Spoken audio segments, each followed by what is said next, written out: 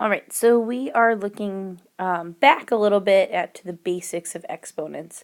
And at the bottom of this, those 6 problems are really important because that's kind of how we're going to think of things to make the next piece of this a little easier, train you guys a little bit to think of things backwards.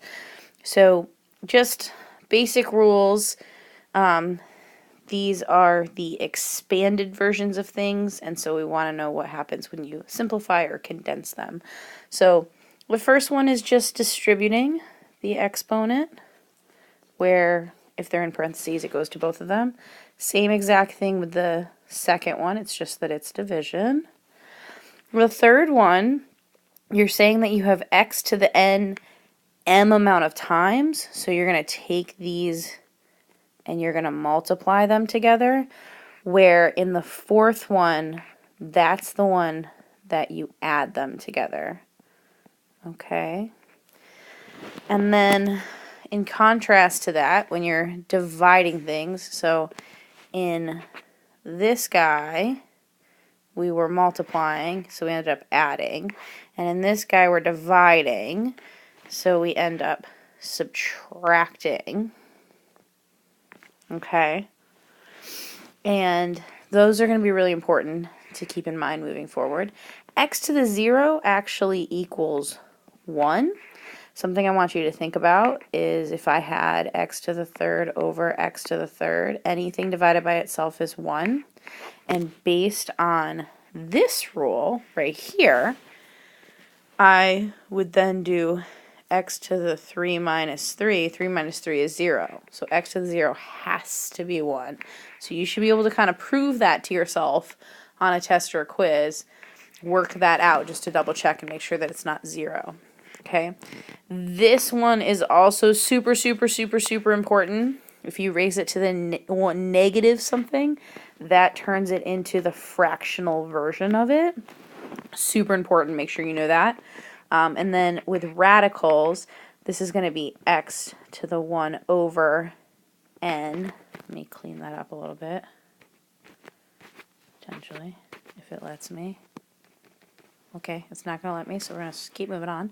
1 over n, though. And then, so I think an example of this sometimes makes the most sense. So if I have, like, the 4th root of n to the 3rd, that is going to turn into n is being raised to the 3rd power, and we're undoing 4 of them. So 3/4 becomes the exponent. So just something to kind of keep in mind. I think it makes it a little easier to phrase it that way. Okay? And then these ones are the ones that are super important. So 2 to what power is going to give you 8? I'm going to be asking you questions like that a lot coming up in this unit. So where you're figuring out the exponent. So it's really good to kind of start thinking this way. 2 to what exponent gives you 8? Well, it would have to be 2 to the 3rd, right? And you should know those base powers. For this one, because I need it to flip, but the 3 is going to stay a 3, that's where you're going to raise it to a -1. Okay? And then this guy, I'm taking the 4 and I'm making it smaller. So instead of raising it to a normal exponent, I'm going to raise it to a fractional exponent, right? Because the square root of 4 is 2. So I'm going to raise this to the 1/2 power. So just like you would raise 2 to the 2nd, you're going to do the inverse of that, fractional inverse of that. Okay? Here, it's got to flip around, so I know it's going to be negative, and then you can just deal with 2 to what power gives you 16, which in this case is 4. So -4. And you can check these in your calculator. You can raise 2 to the -4. It'll give you 1/16. So you can, if you don't want to blindly agree with me, you don't have to. And this one, again, it's fractional, so I have to raise it to a negative power. And then 5 to what power gives me 125? That is the 3rd.